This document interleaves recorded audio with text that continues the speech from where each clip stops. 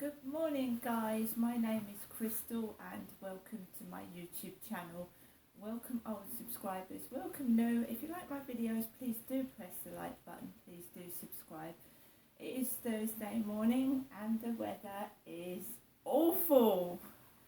And I mean here in Rochester, UK, it is wet, it is windy and it is cold. So, the weather is as it should be in the UK in the autumn. In November now, and I forgot to say pinch punch first day of the month the other day. So we're well into November. It is Thursday morning. It's bin day down this road as well. Alexa, good morning. Good morning, and a happy birthday to the quiz show Countdown. It was the first program ever shown on Channel 4 back in 1982. I tell you more, but my 30 seconds is up. Alright, Alexa, what's the time please? The time is 8:41 a.m. Alexa, what's the date today? Alexa, the date? Alexa, what is the date today? Today is Thursday, the 2nd of November. Alexa, what's the weather like? In Rochester, it's 11 degrees Celsius with rain. Today, you can expect showers, with a high of 12 degrees and a low of 8 degrees. Also, there's a yellow warning for rain in effect until Friday, 3rd of November, 12 a.m. Alexa, can you tell me a joke? What's a horse's favourite sport? Stable tennis. And Alexa, whose birthday is it today? Today's famous birthdays include Indian actor, producer and television personality Shah Rukh Khan, American financial executive Lawrence D. Fink, American rapper, singer, and songwriter from Missouri Nelly, actor, producer, director David Schwimmer, and American football player Jimmy Garoppolo. Okay guys, so the weather is really terrible out there. I mean, it really is bad. So I'm in my flat, and my flat really. So we go through what happened yesterday. I stopped doing videos in the afternoon. I wanted a nice, peaceful, relaxing evening. So I watched videos in the afternoon, made myself a nice cup of chocolate Ovaltine, and I kept warm because it's best to keep warm in this weather. The temperature is going to drop now, it's getting towards December. So I kept warm, I snuggled up, and I just waited to take Max out in the evening. Now I don't really want to walk on the field on my own in the pitch black after what's been going on, so I didn't. So I went out of my flat and I went around Common Creek Wharf and I walked around by the riverside. It was past 8 p.m, so I was just walking, just casually walking Max, not rushing him because he's a tiny dog, but he doesn't need to go for long walks. So just walking, and it was fairly quiet. There was a guy jogging in a pair of shorts in the road. He was jogging. There was no one on the path, and then I could hear someone sat on a bench on the field, and the guy that was speaking, that said the word F-U-C-K, fuck, sounded like a bloke that had WhatsApped me a few weeks ago. So that he was talking to somebody. I recognised that voice. I carried on walking down the path and I ignored it. I ignored it. I did not go onto the field because it wasn't lit up. There were no boat stops and I couldn't see who was sat on the bench. I could just hear the voice. So I walked down the road. I turned round where the co-op is. I turned round and I went to walk back home, and I'd done a few photographs on my Facebook, and they were like culotte leggings, they were Shine leggings that I'd got from the Wisdom Hospice in Rochester High Street.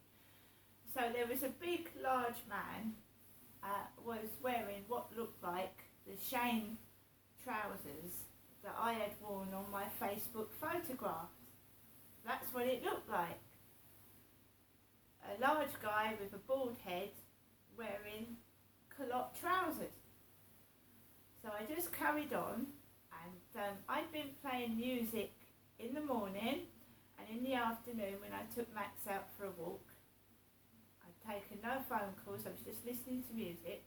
So there was this man with music on loud. I put my phone on loudspeaker because I've got a chronic pain condition where I can't wear earphones and I can't listen to music in my ears.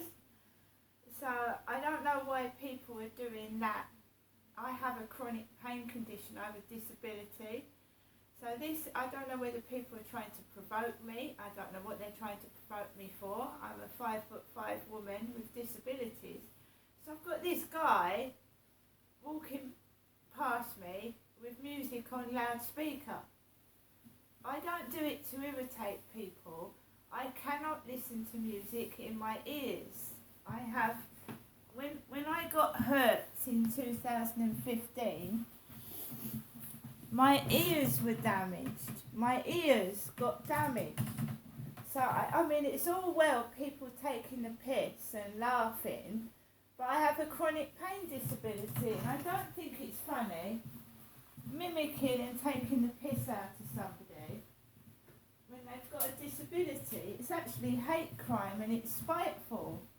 That is spiteful, but I don't want to go on about it because I don't want the troll or trolls to spoil the content of my videos. But I think that's a very wicked thing to do. Take the mickey out of someone that's got physical or mental health disabilities. I think it's childish, and I think people need to grow up and find something else to do. Because trying to rub me up the wrong way, what is someone trying to do that for? Why are you trying to rub me up the wrong way? I'm not the villain here. So I was getting Finder messages last night, and they weren't nasty, they were just like normal. And we've got Flirt Finder message this morning from Fun Feeling 6. Hi, good morning. Kiss after the message.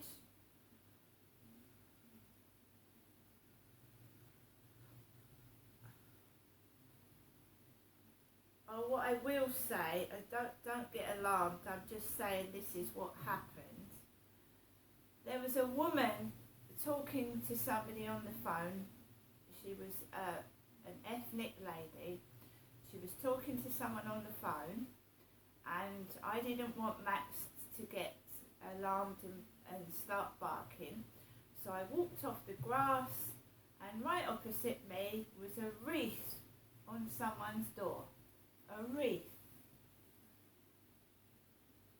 But then I get used to that, because when I used to go to Chatham Dental Surgery at Christmas, in the room where I had the dental surgery, there would be a wreath on the door of the treatment room. So I'm used to wreaths. I know what wreaths mean. When I was talking to Isabel, they were gathering information about me. What does the stalker leave you? Does the stalker leave you any unwanted gifts like flowers or things? And of course some stalkers, right, they leave wreaths on their girlfriend's doorstep, or they put dead flowers on there. I mean, we're not talking about nice gifts. They were talking about nasty gifts. Right, so does your stalker leave you any unwanted, and remember unwanted is a nasty word, for somebody that lives on their own and is lonely, saying the word unwanted isn't very nice, is it? makes you feel unwanted.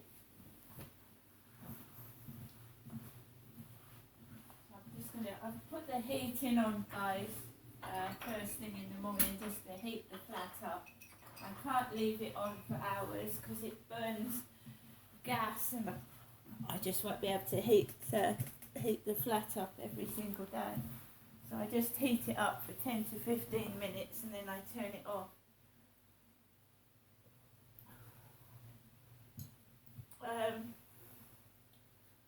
Like I said, I'm not the villain. I'm trying to help people. Life is tough right now. It's hard. It's financially difficult. It's difficult everywhere. The Queen held this country together, and I do believe that. She held this country together with dignity. Great Britain, people had pride in, and now what has happened to our country?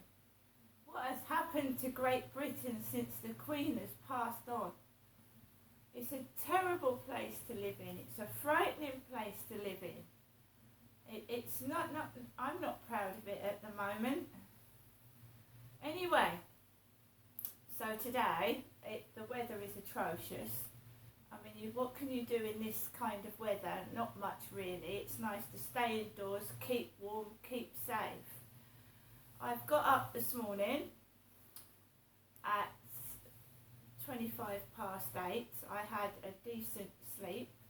I'm trying to ignore external and internal noises. I do suffer from chronic pain, but you know, I have to live with it, and I've learned to live with it.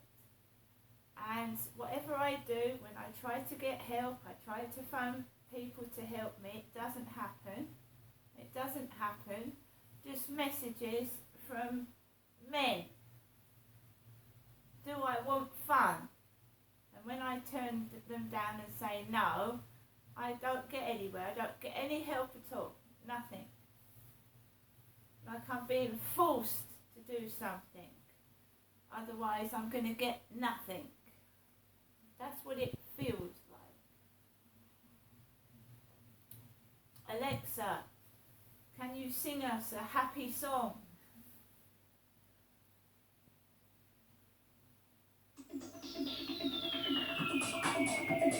Bingo, bango, bongo, listen to my song, go, come and sing along, go, bingo, bango, bongo, sing it all night long, go, and you can't go wrong, go, bingo, bango, bongo, boo.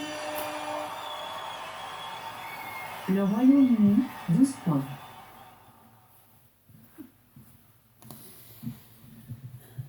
Right, guys, I do try and get a laugh into this miserable world that we're living in at the moment. Alexa, LBC Radio. LBC London from Global Player. Attention.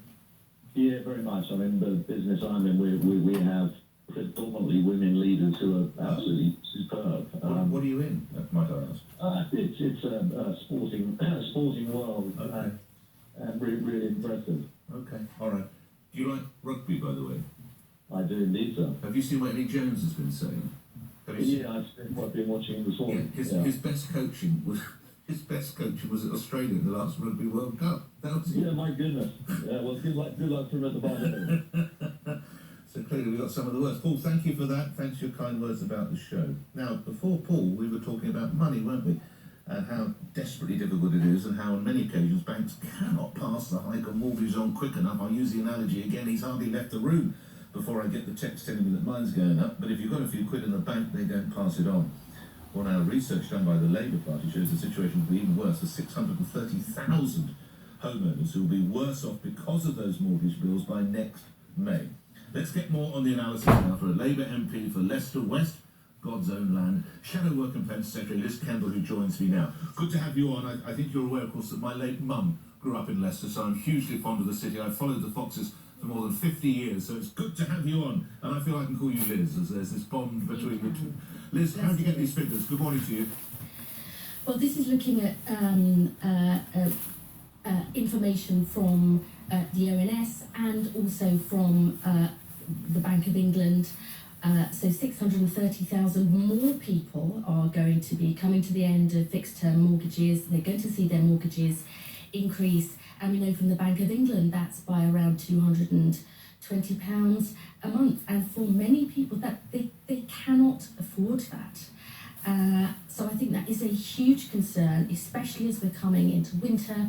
People have got huge bills, they're terrified, putting the heating on again. I know many of my constituents are going to wait till the last possible moment to do that.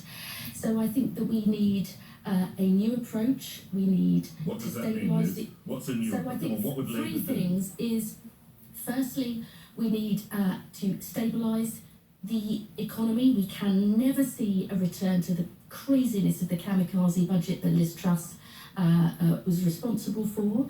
We need to see a new plan to get the economy growing again, because ultimately that is the reason why we're in this situation. And we need to see a real change in housing. We need to build more affordable and social housing. We need to get more people, more first-time buyers on the housing ladder. So together, I think that is a different approach from what we've seen. You know, I chair in Leicester something called Feeding Leicester, which is the programme to end hunger in the city.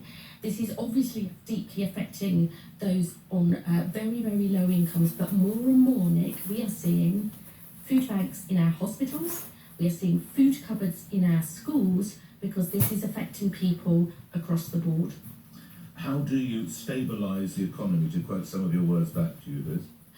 So by having fiscal rules and sticking to them, by making sure, as Rachel Reeves, I think, has rightly argued, you don't do what Liz Truss did, which is to put forward a budget without having the Office of Budget Responsibility make a clear analysis, but not undermining the Bank of England, being very clear that you will, on day-to-day spending, you will only make promises that you can commit. You will not have unfunded commitments. And I know, you know, that is very tough when we look at the financial situation, when we think about all the things that we desperately need to improve our NHS, to get our schools back on track, to support people on low incomes. But we need to prioritise absolutely growing the economy. And what I think is really interesting is we're not really seeing anything different from the government to jolt us out of this stagnation on economic growth. That is at the heart of all the problems that we've got as a country. And our plan on clean energy, on getting Britain building again, on making sure that we use our real strengths as a country, our brilliant universities, and above all, Nick, the talent of our people to start up and grow businesses, because it is businesses in the end who create the money, it's not government. We need to focus on those issues for the future. Last minute or so together, can you give me some clarification for my listeners there? We understand now that more than 300 Labour councillors have written to the party leadership demanding what's called a ceasefire. Many of the signatures are from Leicester Labour councillors. Mm-hmm. So, noting your party leader Sir Keir's stance, are those councillors wrong? I understand why people want the death and destruction and the loss of innocent civilian lives to end. So do I. But Keir, I think, has been strong on this, saying why a ceasefire now isn't the right approach. And because it will leave Hamas and all of its infrastructure in place. And you will have seen, Nick, yesterday, a spokesperson for Hamas say, we would do those terrorist attacks that we saw on the 7th of October again and again until Israel is annihilated. That is why a ceasefire will not work. We need a humanitarian pause to get the aid in. We need to get the hostages out. That is the immediate priority. Keir has, I think it would have been the easiest thing in the world for Keir to say, no, change where he was, but he hasn't. We will continue to discuss those issues with our members and with our constituents, and I think that's the right way forward. And if one of your senior parliamentary colleagues was to call for a ceasefire, should he or she be suspended? What action should they face? I don't think that's been Keir's approach. He has wanted to listen, because I actually think it is a strength of our party that we have so many representatives who come from and represent and who have family who are affected by this. It is a difficult issue. I really think, Nick, that our job, one of the things I am worried about in my own constituency and nationally, is we are at risk of not seeing that the awful burnt bodies of Israeli babies and the terrifying loss of life in Gaza and children on incubators in hospitals who don't know whether they'll be turned off.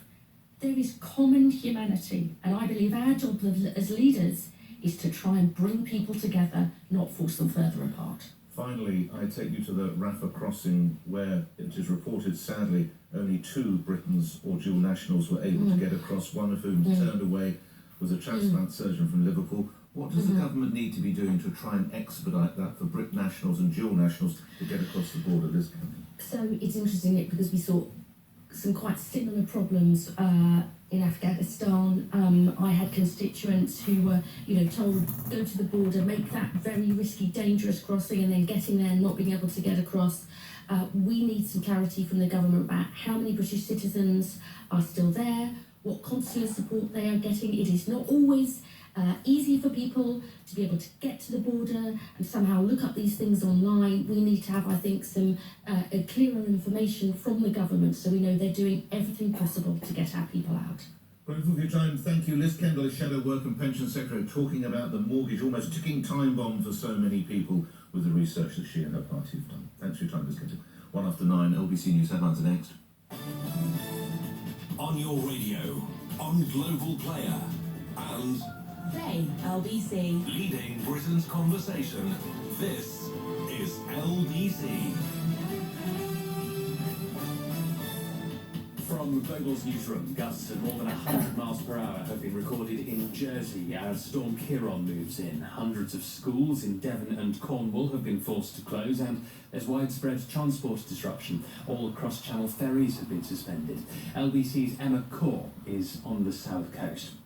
You can feel the power behind the waves here, crashing down onto the beach. The rain has been torrential, and there's so much. Right, guys, I'm going to get on with the rest of my day. I hope everybody has a lovely day. See you later.